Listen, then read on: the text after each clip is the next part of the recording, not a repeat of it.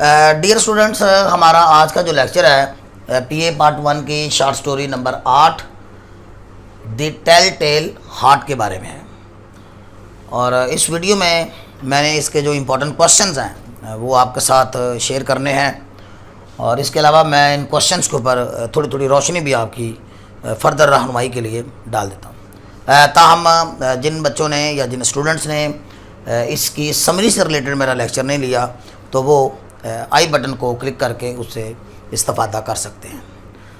तो dear students, इसको जो इम्पोर्टेंट क्वेश्चंस जो पेपर में ज़्यादातर आते हैं या इनसे रिलेटेड आपको जो मटेरियल याद करना है वो ये क्वेश्चन है।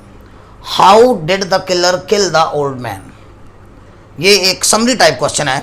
ये क्या है? एक समरी टाइप क्वेश्चन है कि कातिल ने ओल्ड मैन को कैसे कत्ल किया and how did he confess his crime, और उसने अपने जुर्म का इतराफ़ कैसे किया। ये समरी टाइप क्वेश्चन है। कातिल जो है उसकी वजह भी आपको मैंने उस समरी में बयान की हुई है कि कातिल ने ओल्ड मैन का कत्ल जो है वो उसकी एक बदसूरत आँख की वजह से उसका कत्ल कर दिया, और रात के अंधेरे में उसी के कमरे में जाके उसने कत्ल किया, और उसी के कमरे में ही उसने पुलिस की तफ्तीश का सामना भी किया, और फिर उसी कमरे में ही उसने अपने कत्ल का इतराफ़ भी कर लिया, क्योंकि उसके ऊपर एक खौफनाक कैफियत जो है वो तारी हो गई थी और वो अपने मुजरम ज़मीर कोई आवाज़ को दबा नहीं सका। तो कत्ल करने के लिए वो ओल्ड मैन की झोपड़ी में मुसलसल 7 रातों तक जाता रहा, लेकिन हर बार ओल्ड मैन की आंख बंद होती थी। 8वीं रात उसे ओल्ड मैन की आंख खुली मिली तो उसके ऊपर वो गुस्से वाली और वो एक कैफियत तारी हो गई और उसने ओल्ड मैन का कत्ल कर दिया, और फिर उसने लाश को भी काट कर पूरी तरह दबा दिया, वहाँ पे दफन कर दिया। लेकिन यह है कि उसने फिर अपने कत्ल का इतराफ़ अपने ऊपर तारी होने वाली वो जो कैफियत थी वो उसके पेश नज़र उसने अपने कत्ल का इतराफ़ कर लिया। अब सवाल ये पैदा होता है कि दूसरा सवाल है कि क्या कातिल पागल है।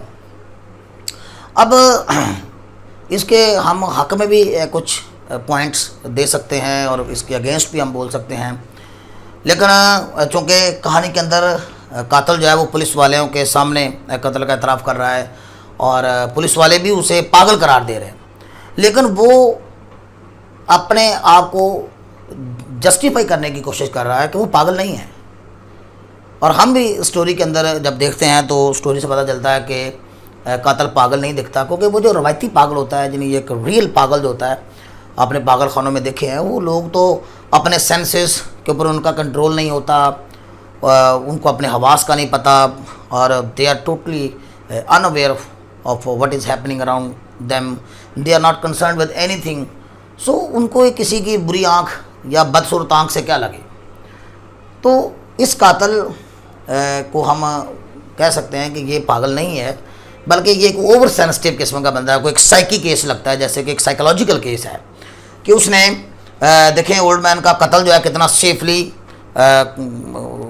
एक्सिक्यूट किया, और फिर उसकी लाश को भी छुपा दिया। और सबसे बड़ी बात यह है कि वो कैसे पागल हो सकता है कि उसने तो वो जो तफ्तीशकार थे, वो जो पुलिस ऑफिसर्स आए थे उसके तफ्तीश करने, उसने तो उल्टा उनको पागल बना दिया, उनको बेवकूफ़ बना दिया, और वो उनकी तफ्तीश जो है उसने बड़ी कूल एंड काम तरीके से बड़े पीसफुली जो उसने उसको फेस किया।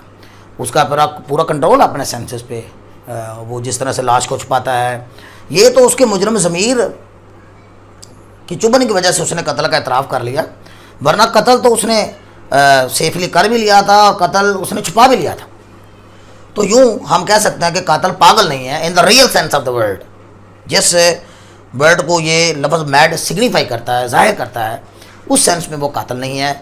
वो एक बीमार है, कोई एक मेंटली को अपसेट बंदा है, या ओवर सेंसिटिव टाइप बंदा है कि उससे वो एलर्जिक है कुछ इस तरह की चीज़ों से। बाज़ का इंसान जो है वो बिला वजह ही एलर्जिक हो जाता है। तो ये कोई इस तरह का केस, वो साइकी किस्म का केस हमें लगता है। बट वो बहरहाल वो पागल नहीं है, वो खुद भी कहता है कि वो पागल नहीं है।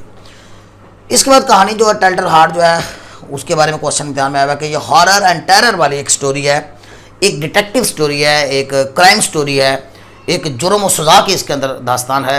और हॉरर एंड टेरर जो है वो हमें right through the beginning of the story till and वो देखते हैं कि यहाँ पे हॉरर एंड टेरर के अनासर जो हैं, एलिमेंट्स जो हैं वो मौजूद हैं। जैसे हम देखते हैं कि एक तो सबसे पहली जो एग्जांपल हम देंगे, इलस्ट्रेशन देंगे हॉरर एंड टेरर की, वो ओल्ड मैन की बदसूरत आंख है जो कि गिद्ध जैसी है, नीली पीली आंख है, पेल ब्लू आई है जो कि इंसानी शक्ल पे फिट नहीं लगती, वो हॉरर एंड टेरर की वजह है। फिर रात का अंधेरा है, फिर जहाँ पे आला कत्ल एक छुरी है, फिर जो है हम देखते हैं कि ओल्ड मैन के कत्ल करने का एक अमल है, फिर उसकी लाश के टुकड़े टुकड़े वो करता है, फिर उसको गड़ा खोद के उसके अंदर दबाता है। सो ऑल दीज इंसिडेंट्स जो हैं हम ये देखते हैं कि वो हमारे अंदर हॉरर एंड टेरर क्रिएट करते हैं, खौफ व हरास पैदा करते हैं। और फिर जिस तरह से उसकी जो कफ़ियत हुई है पुलिस की तफ्तीश का सामना करने के बाद, उसके जो मुजरम ज़मीर ने उससे जो चुभन मारी है, सो प्रिकिंग ऑफ द कॉन्शियंस जो है वो उसके लिए जो अनबियरेबल हुई है। और इस दौरान जो है वो जिस तरह से रेविंग कर रहा है, जिस तरह से कस्में उठा रहा है, जिस तरह से उसके कान में टन की आवाज़ आ रही है, तो ये सब कुछ जाहिर करता है कि स्टोरी जो है उसके अंदर हॉरर एंड टेरर मौजूद है।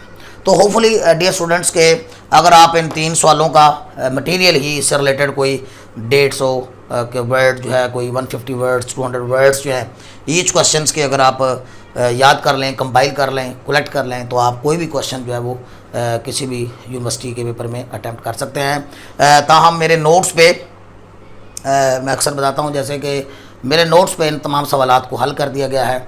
अगर आप उन नोट्स से इस्तेफादा करना चाहते हैं तो ये मैंने बड़े आसान अंग्रेज़ी इंग्लिश में और आसान सेंटेंसेस में मैंने इनके आंसर्स भी वहाँ पे मैंने पुट किए हुए हैं, तो आप वहाँ से भी इसका इस्तेफादा कर सकते हैं। होपफुली डियर स्टूडेंट्स के आप इन सवालात से ज़रूर इस्तेफादा करेंगे और अच्छे मार्क्स जो है वो लेंगे इंशाल्लाह।